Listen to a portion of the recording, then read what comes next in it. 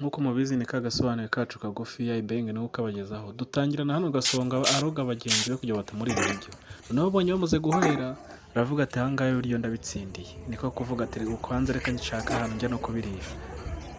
arebye abona inyama ziracyarimo ziruzuye niko guhita afata ibyo kurya ahita ashaka ahantu ajya kwicara abirye nawe umuhagaze hejuru aragenda niko kujyana na bwa burozi bwe aragenda ku ruhande aho batamureba abagenzi be ageze ahatereka aho ngaho aravuga atereka manze rero manze njye ngire vuba bariya batarakanguka kuko uruzi babahaye bushobora guhita bakangura mu minota mike batereka mbere ku muceri nakoze inyama gutamira arebye hakurya abona umukobwa mwiza wari waje mu gashya muri karitsiye kuko n'Agasongo murabizi yaturutse kure mu cyaro yo kumurembuza sheri ngwino ndakwikundira ngo nadusangire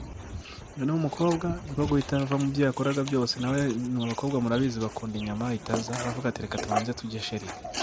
ati cyogera rwose Gasongo akavuga ati ushaka ubijye bimare n'ingibo wabihashye umukobwa mu gutamira ahita yumva impumuro kumbi ni ya parufe Gasongo ahoza atete ba bantu yagiye no kubiryo mu gake umukobwa ahita avuga ati ibyo sinshaka kubirya Gasongo niko kumubwira ati ngo igaruka urye ku rundi ruhande Kibonke ari gukanguka bwa burozi buri kumushiramo niko guhita byutsa nde bagenzi bahita byutsa amagufa babyutsa na mushiki wabo babyutsa n'umugore wa Kibonke mubyuke muze tujye gushaka Gasongo tumwishyura ibyo yadukoreye aho turamufatira cyangwa se adusubiza amafaranga yacu niba yahisemo kurya wenyine kuko buri muntu yari yazanye igihumbi bateranyije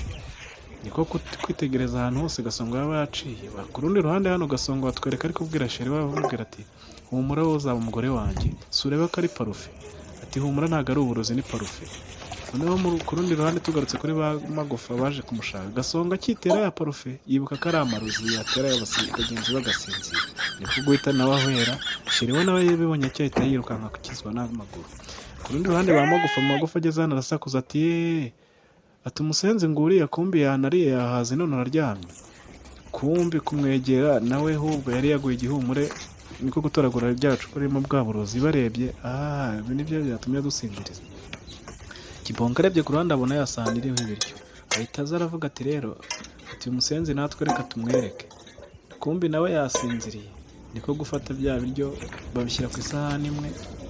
bashyiraho na bwa burozi umusenzi nakanguka afata ku burozi ishaka noneho bahita bavuga bati tugere natwe tuyirire ntitwishinga Gasongo nawe ibyo yaradukoreye nawe nuko Gasongo aho yakangukiye nyuma rero yasanze isahani imuhamagara iriho na bwa burozi bwe noneho n'inzara ahangaha ngiye gusubira mu cyaro kuko ibi bintu sinabivamo cawu agasobanuye kacu arangiye muri kumwe na subscribe